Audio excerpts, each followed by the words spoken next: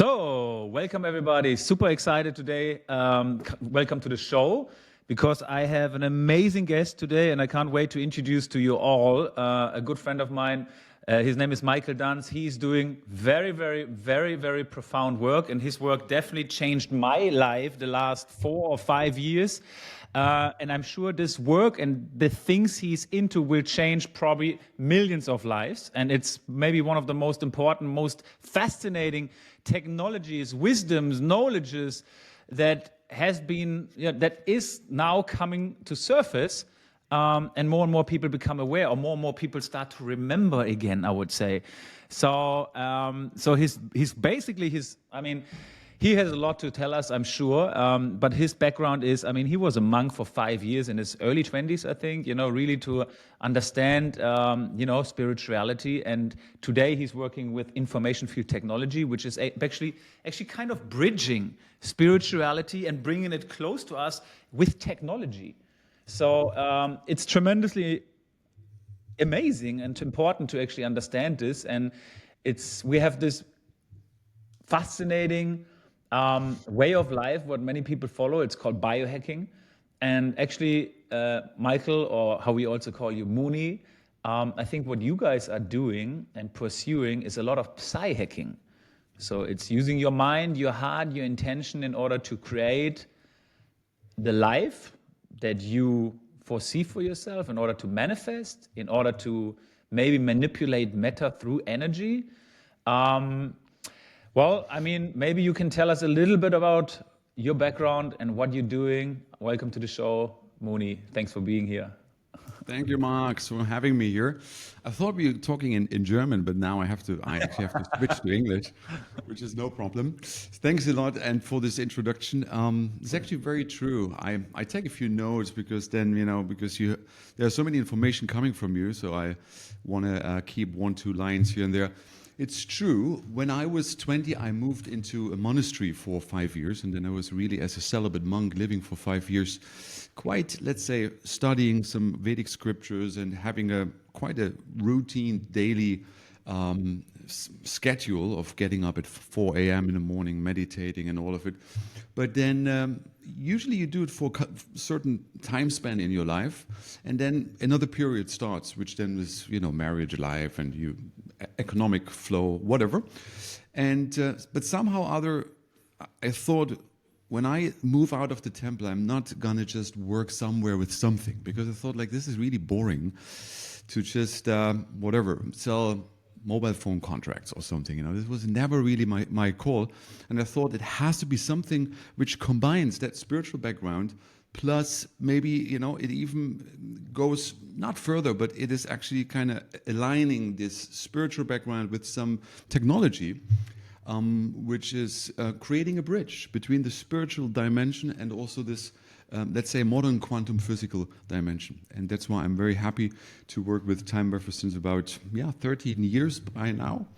I know even Marcus from that time, back from the temple period, from the monastery period, and know him since more than 20 years. But at that time, we didn't connect yet. Just after I have studied economy, then I came together with him again. And then we kind of spoke about how, if we work together and create something beautiful for this world. So that was the idea. I love it. So maybe for people who don't know, Marcus, or also don't know Time Waver, we have a little bit limited time today, but I know we have a lot of things we can talk about. But maybe fundamentally, could you explain what is information field technology? What is the hype about it, and why it's now applied more and more, and why it's so important for us to use it and to understand more about it? That's a good point. It all started already many decades back with Rupert Sheldrake. He's from Britain. He's alive still. He has written a couple of books about morphogenetic fields and how things are connected, even though they appear to be not in proximity. So they're quite far away from one another.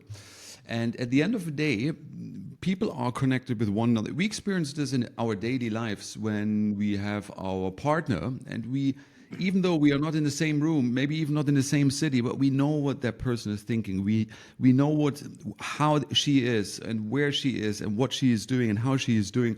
We have some invisible bond and bridge there, and this is because we are intimately related to someone. So in quantum physics, this is being proven on the level of photons, on the smallest particles.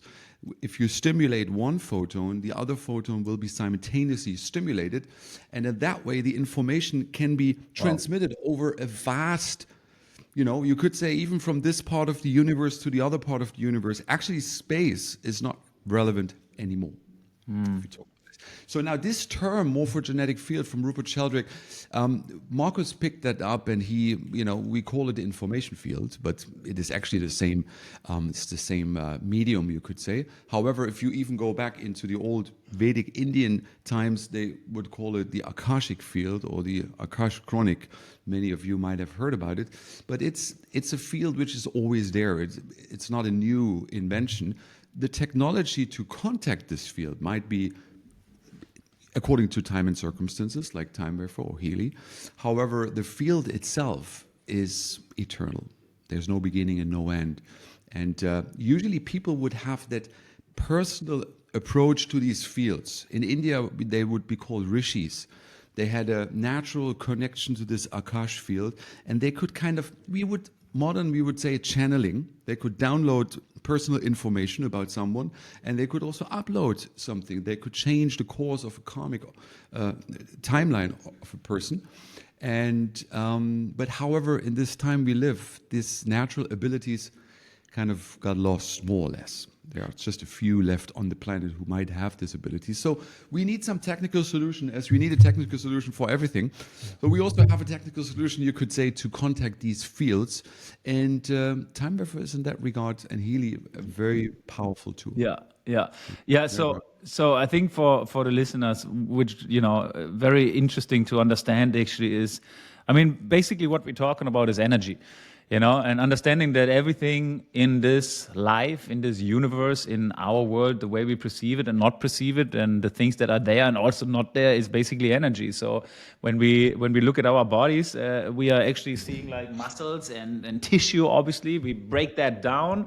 There is cells, we break those down. There are molecules, you break those down. There are atoms, you break those down. There are subatomic particles, and then in these subatomic particles, which is actually nothing more than just empty space, and there's a proton and an electron flickering around in a nice frequency, and the frequency is, for us, it's very fast, of course, but somehow it's very slow in our body as well. So it's a different kind of frequency than, for example, what we are hearing, which is a sound, which is a little bit of a faster frequency, or what we are seeing, which is a light, which is even faster, or what we are feeling, like the intention, is a very, very fast frequency. The soul, the intuition is apparently the fastest frequency, but all of it is the same. It's energy.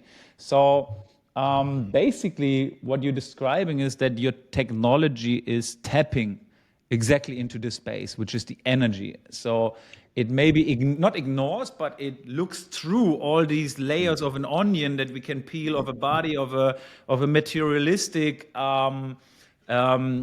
reality, and it looks deeper. And when we think about that, everything is energy, and everything is kind of moving, some protons and electrons and in frequencies. So I'm taking on my glasses, and I'm looking into the space full of energy. I see everything is orange and exactly like this color, and everything is moving, right? So everything is the same.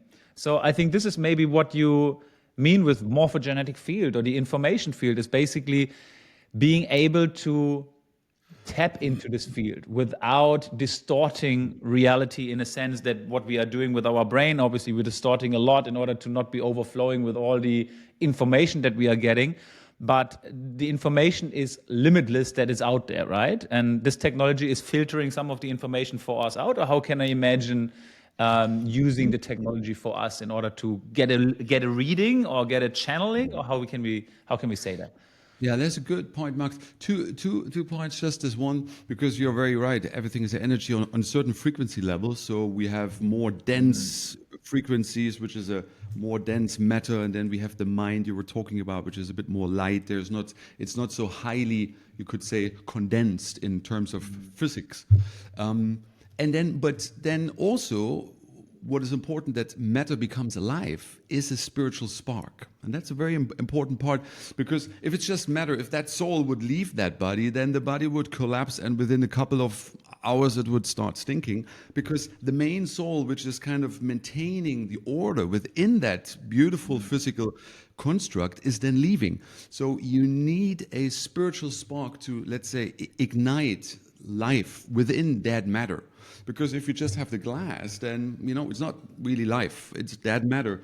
And but this body, your body, becomes alive because there's a higher, you could say, spiritual spark in that body which gives life to it. And that's the beauty, actually, because otherwise you would just live in dull matter, which is not so beautiful. But then now this field connects all different realms. This is like a bridge between all the dimensions, you could say.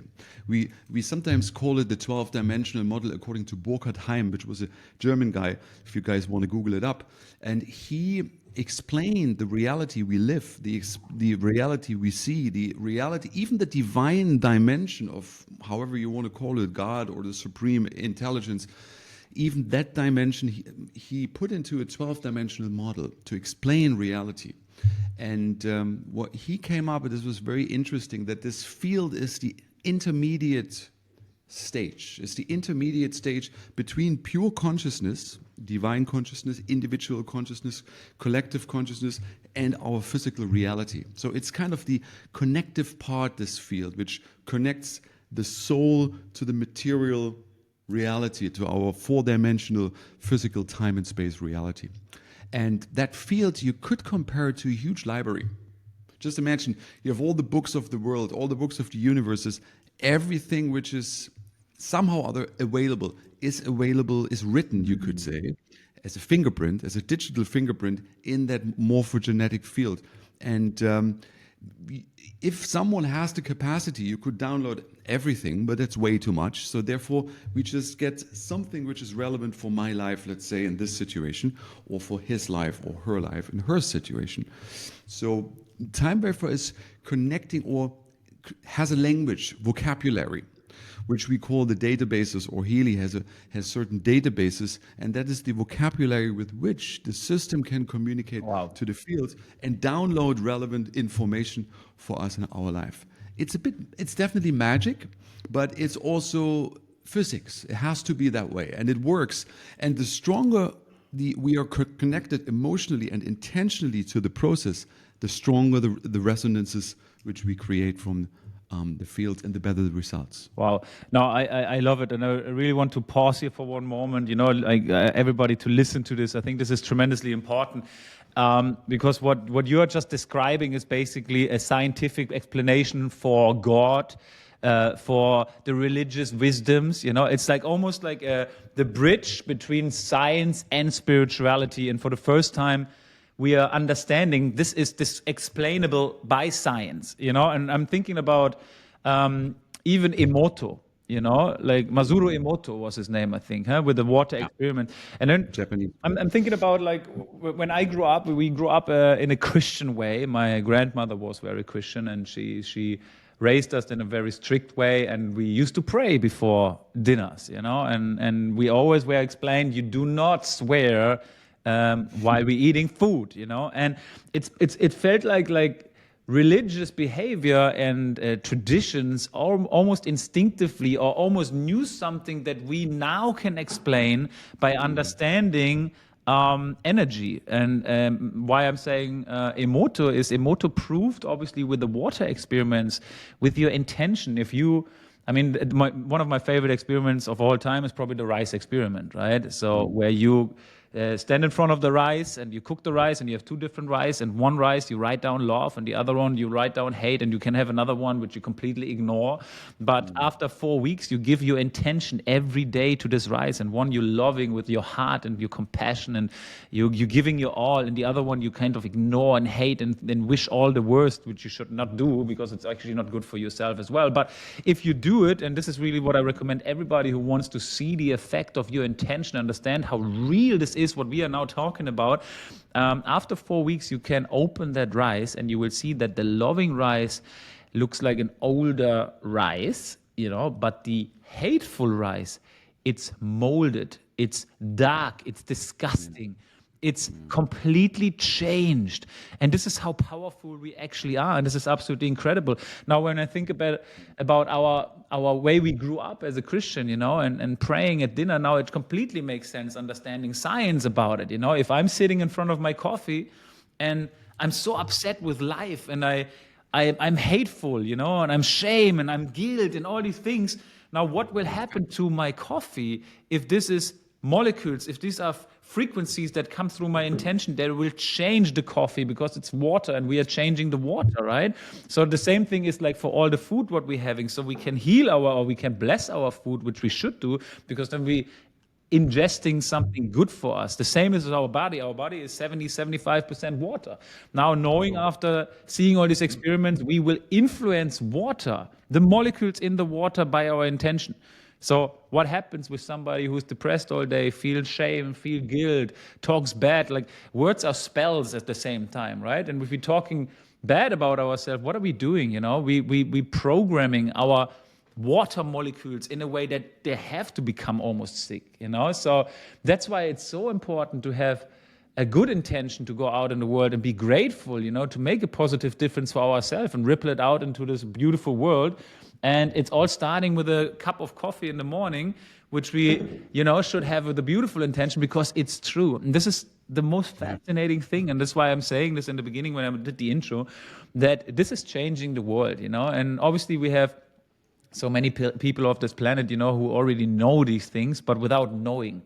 Sometimes it's the knowing without explaining it. It's just like we have a lot of religious people, spiritual people, or just very positive people who know this is the right style of life, But I feel like with your technology, with this knowledge now, we can actually make an equation to it and explain it in mathematical terms, in scientific terms. And these explanations, I believe, can help so many people to remember who we truly are, because what you said is so true, There's like the rishis, and there's not so many people available anymore today who have this ability to channel and look through the information field.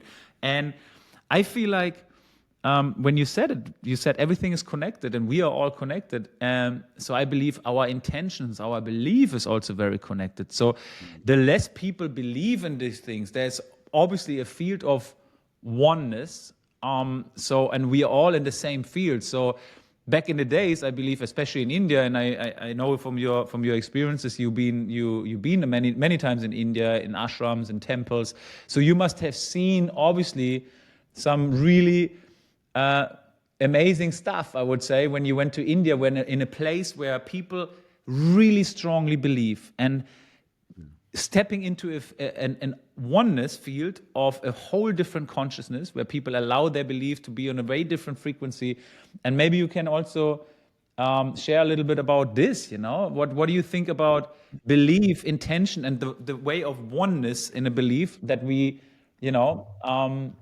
how can the experience change if the belief is changed? Yeah, that's a good point, Mark. So, well, you touched a lot of points. That's why it's good I take some notes.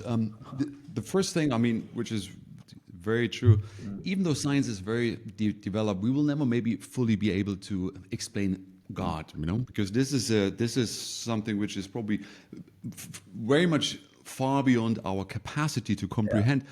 But still, we can always have fractions. We can experience parts of the divine, and that is also very important. Coming back to this, what you said about where the energy goes, or where the attention goes, the energy flows. That's actually the saying in English. So therefore, what you said is very true. We have to be very careful how we spend our mental time, because we can do it all the time, browsing through certain things and pages, or we can sit down and read or meditate. We can do some mantra meditation. We can just feel the divine presence. There's a lot we can do with our time. Therefore, all this marketing, wherever you are, they always want to have your attention, because they know when they have your attention, That's where your mental energy goes. That's how you manifest your reality by putting your attention to something. So everyone out there wants to have your and mine attention all the time. And you know this. You have certain apps you browse through without making any advertisement right now, but they come up with recommendations, things you watched a lot. So what's the whole thing is like, get your attention, get a little more of your time, get a little bit more of your mental power. Knowing this, we have So to good. be very So careful. Who do we invest our mental power and our time to? And that's why it's actually very, very good to take that back, to take that mental space back in our own, to take back the power. In German, they say ohnmächtig, which means we give away the power we have in that mental realm, and it's being drained by so many companies and products and ideas and and the agendas. news and agendas. I mean, the whole situation, the political situation, what's going on, huh? Where you focus on. And okay, sorry, continue. Amazing Yeah, what yeah, you're no, saying. It's it's so very true. important. Fear, yes, fear, fear, fear. So if people go into that area, there's constant fear. There's fear of war. There's fear of virus. There's fear of this. You can be afraid of so many things if you just switch on the news. If you switch off the news and live a life without television, which I have done like 25 years ago, you realize reality is fully different. So the first thing to do is just to kick out the television from home and to really carefully select where and how and when you put your power into your mental power into this process of life. It's very important. And then you said about oneness, because also very powerful.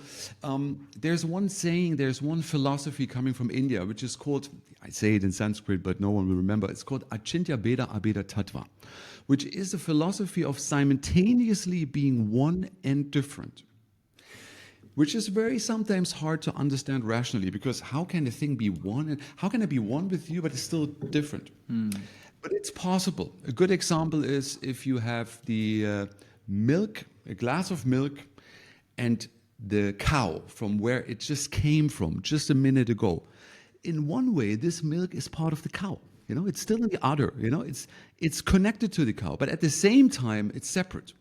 So in the same way, the Vedic scriptures, they describe to us, we are one with God, means we are divine in quality, we are truthful, we are, let's say, we are righteous. We have so many divine qualities we can develop.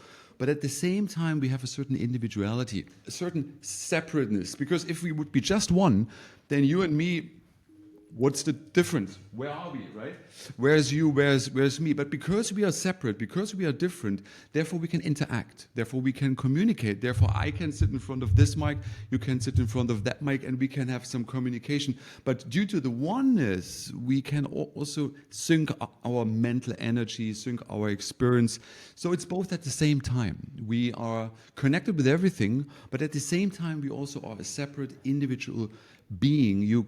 In Sanskrit, we call it the Atma, the Jiva, the soul, which is a separate spark of the original big fire. There's a fire and there's a small spark. We have the same qualities as the fire, heat and light coming from it, but in a minute, smaller quantity. And that's the difference. And it's good to keep that in mind. And then you can explain reality way more precise, even.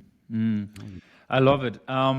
I mean, this one point you just touched on, it's probably the most important thing of all, of not giving away our power, of really being, and this is really a beautiful, and I'm very grateful for you saying that, because right now I'm catching myself like scrolling through Twitter and seeing all this, what's going on in the world right now. I mean, it's okay and good to be informed, but it's really important to not be sucked in, because I'm giving my energy away, and it makes me feel so miserable. It makes me feel helpless. It makes me feel it's really not a powerful. Everything but not empowered, And I think this is really so important to understand, like where and be conscious and aware about, like, where do we want to give our energy to.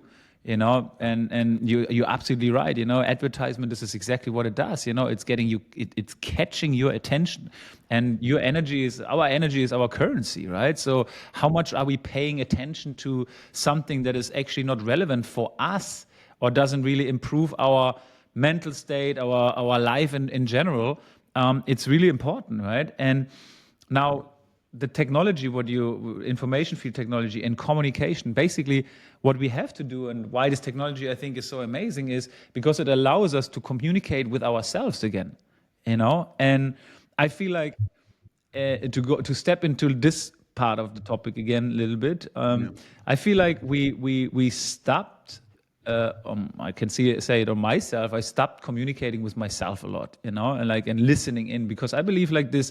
What's out there in this the technology, what it shows us is basically anyway what we have within us and know it, but we are probably not able or capable anymore, or maybe we will be if we work with it, to identify what are the things that are in our field right now. But I still know not a lot of people, but some people, some holistic healers, some people who can see you and look at you and understand already, this is happening. So there is some channel they have open. But on the other side, you said it in the very beginning, if you and your loved one, like somebody you want to call somebody and you think about, and then you look at your phone and then that person already texted you. So there is already some kind of connection, and we are able to tap into this connection. We're able to opening up, and we have all this kind of channel, I believe. For some people we have it more, for some people we have less, but I feel like it's an ability we all have. And the more we focus on, the more we allow this ability to grow within us, the more we can actually use it. And I think it's open for all of us. So in terms of this technology, how, obviously we have now a person like a holistic healer or somebody like that, or some, monk in an ashram, and who's like able to look through your information field. So how can we put this together? Like a person who can see your energy and tell you like, oh, Muni, what happened there? And I know you feel like this in this certain way. Or the idea like, you're thinking about somebody, that person will call you, and to pair it together with the technology that you create an analysis on yourself, and now you're identifying steps of you. Like, how is this? How can we see parallels in these two things? Yeah, that's a good point. In quantum physics, we call it sometimes synchronicity. So when an internal impulse is manifesting on the external world, like what you said, you think of someone and then all of a sudden the phone rings, or, you haven't heard of that person for many, many years. And, since a couple of days you meditate about that person and something pops up, some whatever SMS message. And then you realize, oh yeah, there is the external world responding to my internal stimuli or intention or desire.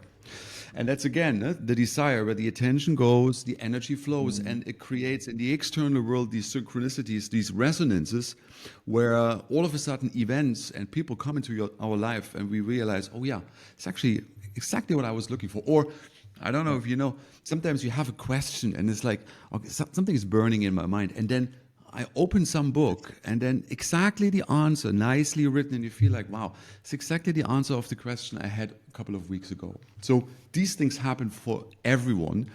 And let's say the more we are aware of these phenomena, the more we experience them. Or let's say we experience them unconsciously or consciously.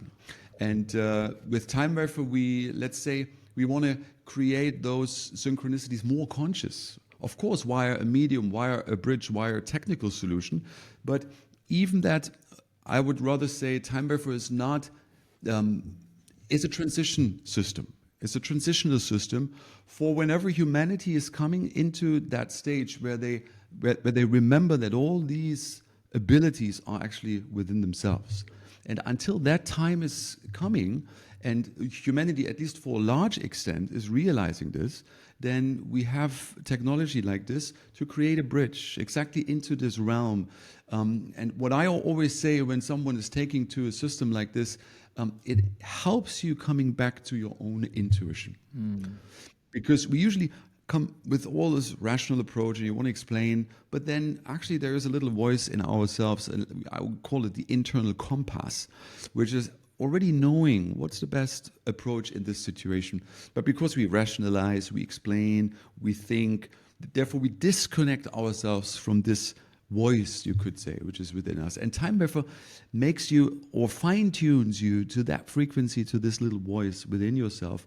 And then at a certain point, it's even like, okay, I already know the answer. I could use the system, but I already know in which direction it goes. And this is the process of awakening to some extent, at least explained on that level. And another point, because you said in the beginning, it's about remembering. Because you said, so now it's true, in that huge quantum field, in that huge morphogenetic field, all the information are available. Is it really that I come up with a new invention? Is it that Marcus has invented the system? Or is it that he, at a certain time and, according to time and space, he has access to this information, or he gained access to this information, which is already there? So that brings us to the question, are we really inventing anything?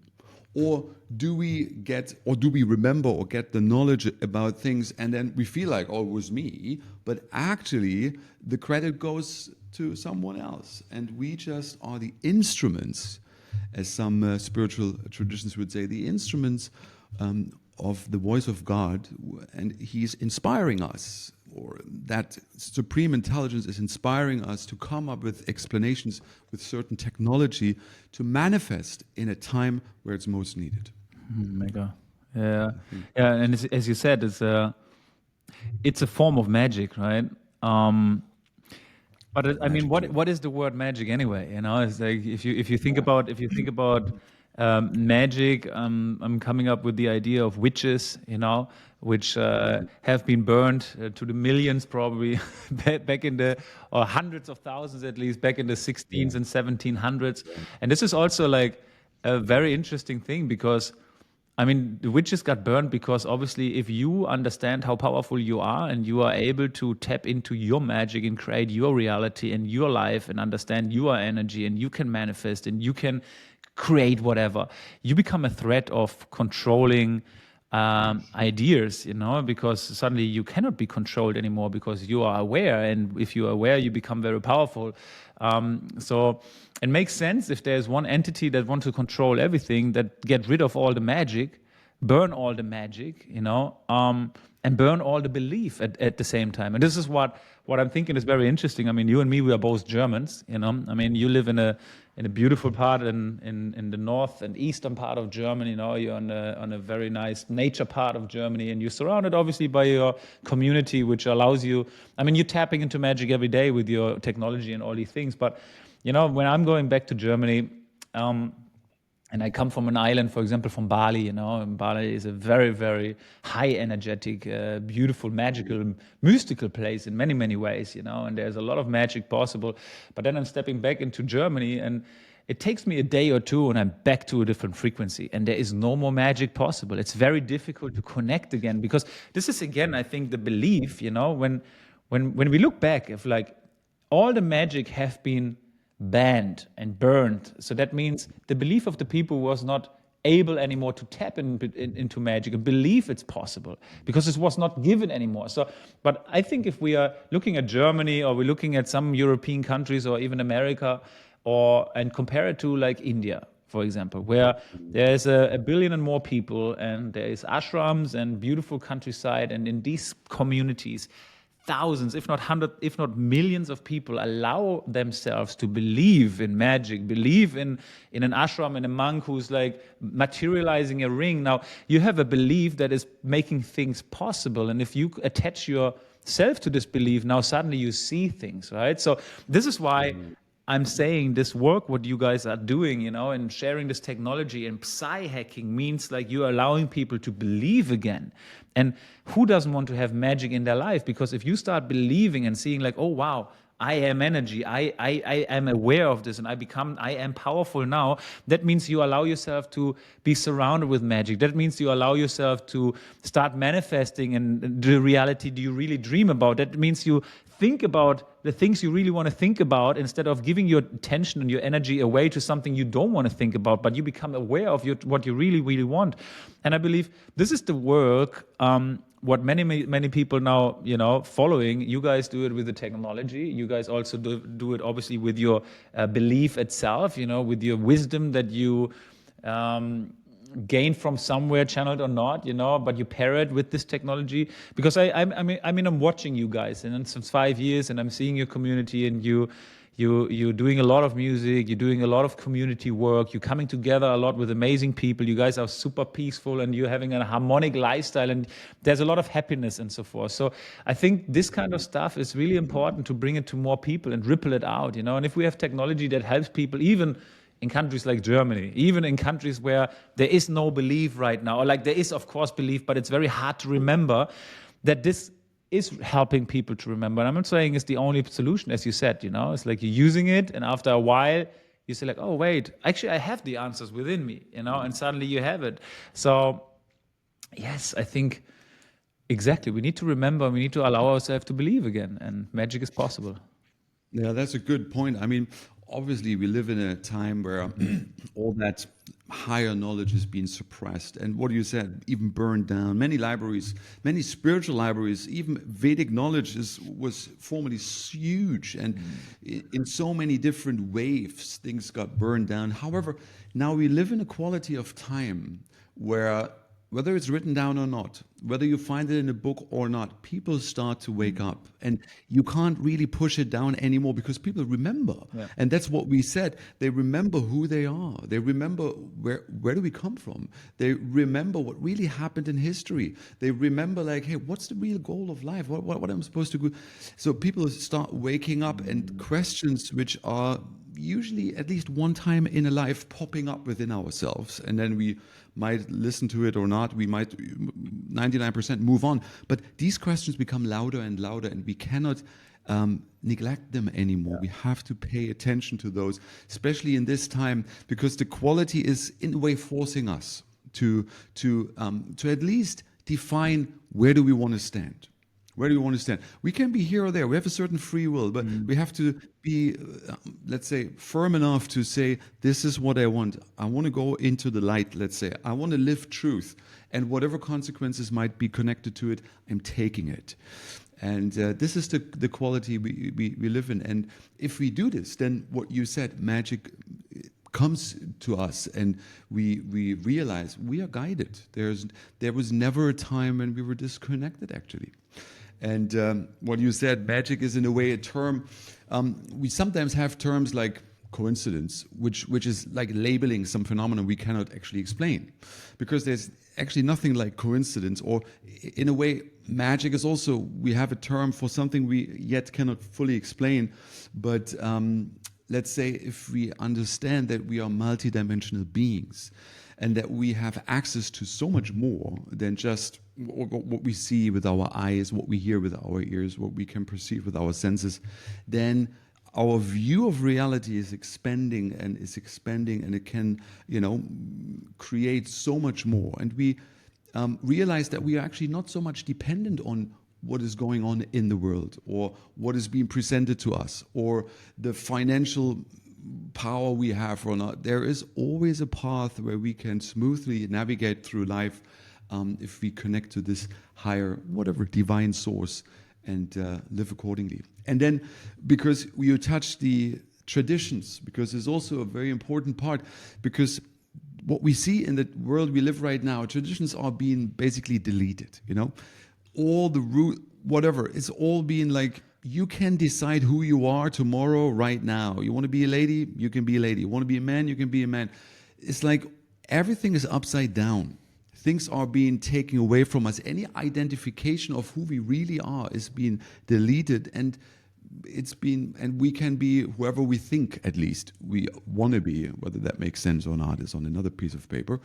But that cultures and traditions actually help us to identify who are we. So it doesn't matter if you go back in Christianity, if you go back in the Islamic or in the Vedic, wherever there is an authentic spiritual foundation, all the traditions actually they are kind of the same, and they tell us, you are not this material body. You are not just this physical shell which you take care of every morning nicely in the mirror. You are way more than that. This is just a temporary existence. You are here for a couple of years. You have a mission. There's a plan. But at a certain point, you have to move on. And all what you think is so real and everything what you think is so, let's say, important to you actually is fading away if we look at the point like, hey, I'm a spirit soul. I'm not that body. And in a couple of years, I'm moving on. Life goes on another dimension. So many points you touched. I guess we could just ride the wave forever and then. Yeah. No, I mean, definitely, who am I? That's the question. We can start now and talk for the next 3.5 hours, But you touched on something that is really important. Can you, what do you think is the importance of faith? Faith is a very powerful thing. I mean, faith means we anyway have faith in something. No one can say, I'm not believing in anything. This is nonsense. Because even if you believe in nothing, that means you believe in something. Because nothing is something, if you put it that way. So even if you believe like, okay, tomorrow morning I'm waking up and I'm still the lover of this girl, there's some faith. So everyone puts the faith into something or someone. We put the faith in science, we put the faith in whatever religion, we put the faith in just our own abilities, or we put the faith in the device. But faith is there. So the question is rather, where do we put our faith in? What is worthy enough that your faith and my faith can be properly invested so that we are not disappointed? Because as we know, if we invest our faith sometimes in modern science, we might be disappointed because, in a few months they say, actually, we were wrong, it was a nice idea, but now we see it like this. And then it's always up and down. So something has to be steady. Something has to be eternal. Some knowledge has to be some core, some absolute truth, let's put it that way, has to be there. If we invest our faith in, we will never be disappointed. And that's the core of every authentic religion or spiritual movement, that there has to be an absolute core, name it God or whatever. If you invest your faith into this supreme being, you will never be disappointed. The opposite, that supreme being is revealing you a reality you might call magic, but that's a fully new reality. And all of a sudden you feel like, wow, life makes sense. There is meaning to what I do. There's meaning to why I have incarnated. Wow. There's meaning to me working with a system, you working with a system. There's meaning that we have a webinar and touching these amazing topics because life makes sense. And that is very important. It's not senseless. Powerful. Yeah. I mean, faith is, again, it's putting attention where you put your energy, right? And faith is a very strong form of intention, or a strong form of where you're putting your energy. And you also said it, our life is, meaningful when you say it. It's so powerful. And also now understanding, like, if we have faith that things are happening for us to learn, for us to grow, for us to evolve, then, as you said, like, life becomes very magical because there is no real bad experience. If you have a really bad experience, then we will learn from this experience and use this experience for our evolution, basically. And oftentimes it's like, if we just believe and have faith, like, I mean, some people might call it God, some people might call it just like believe that your life is working out in the most magical way.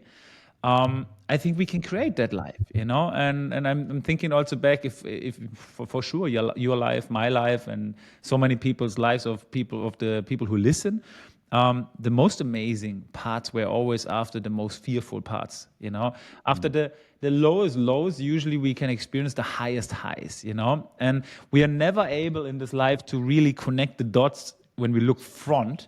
But we can always connect the dots when we look back. And when I'm thinking about the past, it's always been like, wow, if this really shitty situation never happened to me, I would never be where I am today right now and live this life and have all the experiences and met all these amazing people and been to all these places, right? So it's so beautiful when we allow ourselves to have faith in the life that we have to overcome certain challenges and certain struggles, because we know on the other side this is actually needed for us to propel to the next dimension, propel to the next level of this life. So yeah, I agree with you. I think faith is such an important thing, and it really changed my life when I completely changed the idea of like bad situations or fearful situations or struggle in my life, and I started embracing these moments where it starts becoming a little bit tough or uncomfortable, or you're in a situation where you don't know exactly how to get out of this one, because these chaoses evoke beautiful changes usually. And the river of change might be a tough one, but on the other side, it's always a very beautiful green grass potentially, right? Yeah. And then plus also, that's a very good point. Like if you realize that whatever we experience makes sense because we to some extent have created that in the past. So whatever we experience now is a result of our own desires, of our own intentions, of our own mental power. And but in society, normally we are being explained, human life doesn't make sense at all. You're just a product of coincidental whatever, big bang, little explosions, millions of years back, and bang, here we are, having a heart, we can experience emotions, we can talk to one another, we have mental power. There's so much, and it's tried to be, this has been reduced to like, okay, well, this is coincidence.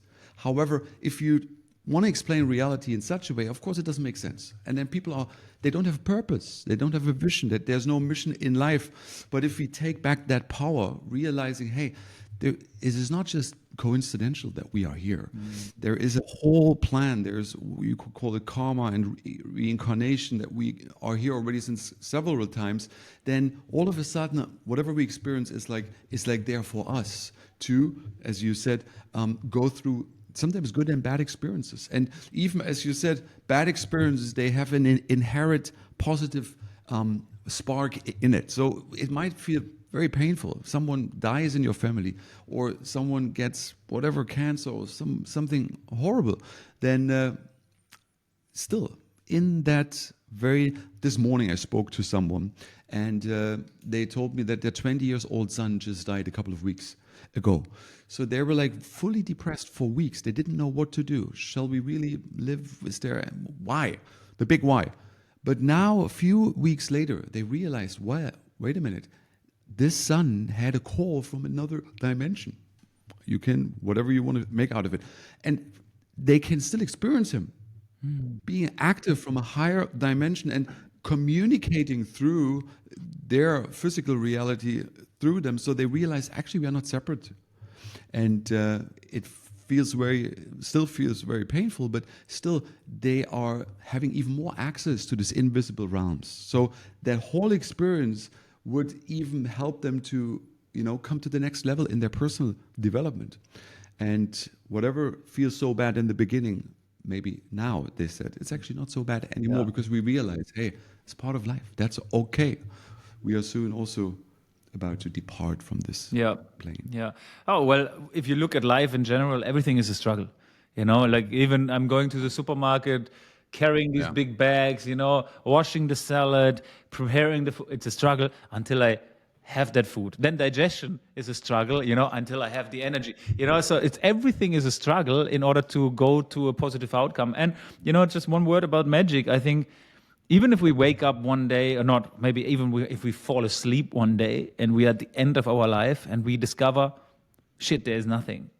I rather have a magicful life until that point, and create all this beautiful magic in my life instead of like having a meaningless life, So I think we have a choice to make in our life what we want. Do you want to experience magic? Do you want to see those magic synchronicities? Do you want to allow yourself, when you see 111 on your phone, and say like, celebration, I'm on the right track? Do you want to celebrate those moments when you think about somebody and then suddenly you get a call of that person? Do you want to celebrate those moments when you really want something and suddenly you get a message and it says like, you got it, and you don't know where it's coming from? You say like, oh, it's coincidence, and you make it like solid. Just like, and this is again, remembering who we truly are is not only remembering who we truly are in a soul essence, but also remember who you were when you were 5 years old. everything was magic in your life, you know? You were exploring, you were discovering, and things are happening for you, and everything excited us, right? And life became dull, I think you say dull, yeah? By accepting reality the way it is, you know, and not allowing ourselves to be childish again, you know, explore and discover and, you know, create magic for ourselves. Because, you know, to this point, you know, you could have told me like you can fly, and I believe you, you know, and I think this is also one of the things, you know, we think we know everything, you know, and therefore we stop believing, you know. If there's like, it's the same with your technology, or a holistic healer who's coming to somebody and who gives them a real chance to improve their life, but you say like, nah, charlatan, you know, it's not working, snake oil bullshit, I don't want to, you know. So if you don't even be open, you know, I think it's very healthy to be skeptical, because skeptical means like you don't believe anything stupidly, you don't jump from every bridge because somebody is telling you, but be open-minded and allow this magic reality or this magic life to show you what could be out there. And if we have this attitude to life, I feel like we number one, we save because we're skeptical, you know, but second of all, we allow possibility and opportunity in our life to come in, because we just don't know the things we don't know. But the question is, what if we would know the things we didn't know before? Yeah, yeah, it's a good point, and I guess we can agree to the point that whenever we leave this body, there won't be nothing, because if there's something I'm 100%, 108% convinced of, is there has to be and there is life beyond that physical experience we have right now, and we experience this every evening while we dream. We leave our body, we go in the astral, you know, plane, dimension, realm, and we make fully real experiences there. You can hate someone there, you can love someone there. It's not that you think like, okay, I'm anyway just dreaming right now, and sooner or later I'm going to wake up and then this whole thing is over. No, you are fully there. This is your reality. You're fully gifted. So we are, although that body is just laying down nicely and just breathing up and down. So it's an experience fully real beyond that physical body. So we do this every evening. And why should there not be any of the similar experiences whenever we leave that body? It has to be. It's just the most logical next step, like this. And another point you touched nicely, struggle. The level we live is actually a level of a lot of struggle, because in Sanskrit terms we say there's birth, old age, disease, and death. These are like the four walls of the soul coming into this world, and there's no, let's say there's no escape. Or let's put it in different terms, we have to find a solution for these four questions. How do we overcome life? How do we overcome birth? How do we overcome old age, disease, and eventually death? That we realize we're actually not dying. We are not getting old. It's not me who is getting a disease. It's not that I'm really born. I'm an eternal being. So the answers of yoga actually show us that yoga gives us an answer to all those four challenges, to all those four personal challenges, and we can transcend those sufferings. Yeah. There you struggle with your phone right there. So there is suffering all around us, and you said it. You just eat something, or you just want to go shopping. You want to digest, and then you have a hard time digesting. So there's so much challenges, or you have financial challenges. You have it's all over. That world and plane we live in actually is the world which is defined as work plane. So means we have to constantly be active in order to maintain a certain status quo.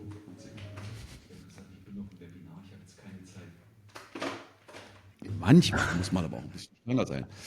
So that means work, which means like Struggle. Just to maintain our existence means, you know, we have to earn some money, we have to pay the bills, we have to maintain the physical health, we have to move, we have to eat, we have to digest, we have to sleep. It's a whole process, and so much energy goes into that.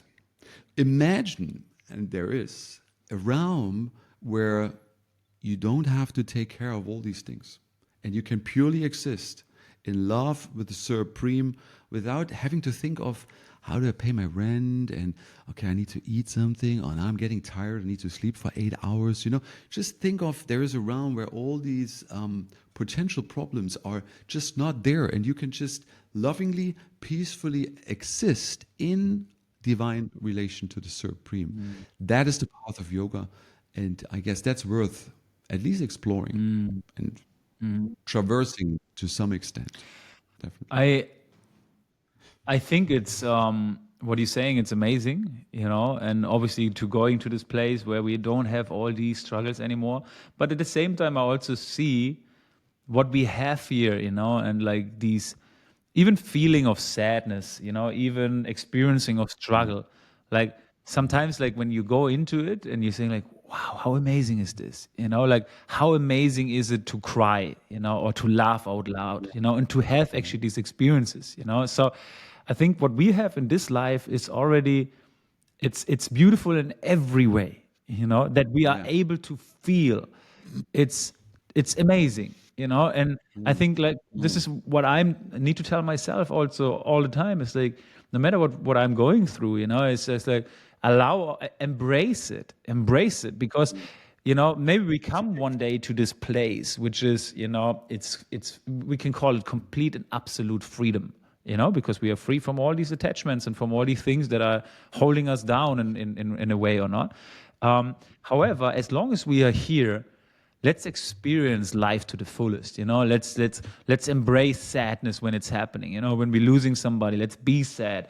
When we enjoy the food, or when we struggle, when we go to the gym, let's work out as hard as we can. When we want to learn something, achieve something, let's indulge ourselves. If you like, just experience this life to the absolute fullest, as long as we have this life. And I feel like this is a beautiful way of also seeing like struggle, and pain and all these things. Just to like say like, look, it's a temporary experience, and we are here to experience. And I want to experience these things in a way, because maybe one day I cannot experience this anymore, right? It's a very good point. Because there's a saying, I forgot from whom. It says, just because we can think of a place beyond that physical reality means we are coming from a place which has this quality you were just describing of eternity, full of bliss, full of knowledge, in Sanskrit called Satchit Ananda, which is a place where you can naturally exist as a pure spiritual being and interact with the Supreme in a loving relationship. And just that we can think of this, just that we can desire this, means somehow or other we know that it is. That means we come from that place originally. As in the Bible it says, we come from the kingdom of God, and there's a whole way of going. And I'm just switching that off for a moment. 1 second. So there you go.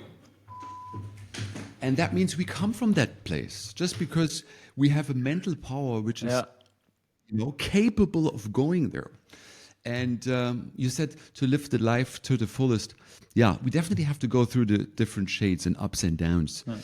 At the same time, we have to be also careful to navigate our life properly, because attachments grow. And it's said that when we have certain attachment that's strong enough, then we might have to come back because of these attachments. There is a nice verse in Bhagavad Gita. It says, whatever state of consciousness at the moment of death you have determines the next birth. So by our subtle, again, the attention, by our subtle desire, you could say, by all our attachments we experience, that determines which body do we get and where do we take birth? What are our parents? What is the circumstance we are born in? What's the country? Maybe even what's the planet? Maybe even what's the universe we are born in? So therefore, there is a great responsibility in the things we desire and in the things we do, because it creates attachments, and we have to think of, do we really want to get attached to it? Because we just had it. It's all convenient and nice, but if the attachment is too strong, all our mental energy goes into it, and then we are fully sucked in. The same way with the pleasures of this realm. They are pleasurable, and we have to we are pleasure seekers. But if we overdo it, then we might get attached to something which we, at the end of the day, don't want to. I tell you one good example. Nothing is more disgusting if a 70-year-old guy is still, behind young girls.